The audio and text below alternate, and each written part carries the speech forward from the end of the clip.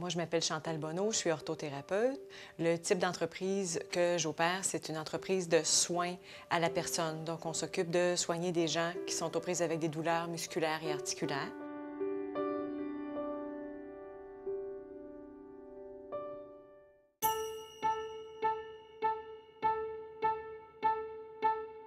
Une des femmes qui a été une source d'inspiration pour moi s'appelle Huguette Paré et c'est elle qui m'a donné ma chance quand j'ai débuté.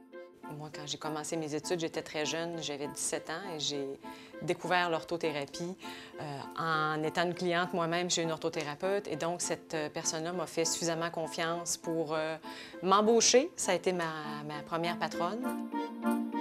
Je m'en voudrais par contre de ne pas nommer la première entrepreneur que j'ai connue, qui était ma mère, parce que mon père avait une entreprise aussi. Et ma mère a travaillé beaucoup au sein de l'entreprise de mon père. Mon parcours d'entrepreneur a commencé lorsque j'ai terminé mes études secondaires. J'étais attirée vers la profession d'orthothérapeute.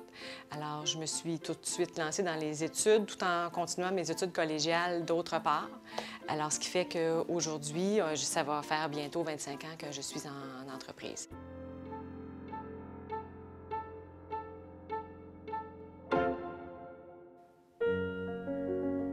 Quand on est en entreprise, il y a toujours des creux, il y a toujours des moments où ça va moins bien.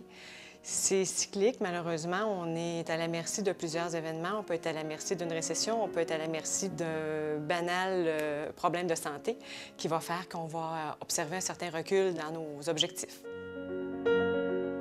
Les motivations à continuer lorsqu'on éprouve des difficultés dans une entreprise, il ne faut jamais oublier les succès qui ont précédé ces moments-là.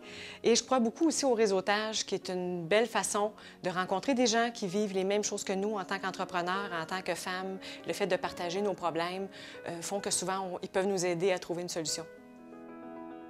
Comment trouver l'équilibre entre la vie personnelle et la vie professionnelle?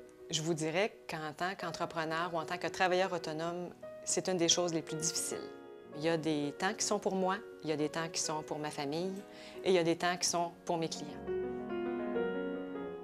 Moi, je dirais aux femmes qui veulent se lancer en affaires ou qui sont nouvellement lancées en affaires de ne jamais cesser de croire en elles, de ne jamais sacrifier ses valeurs personnelles et surtout d'avoir une ténacité à toute épreuve. Des fois, c'est pas facile, mais c'est tellement valorisant.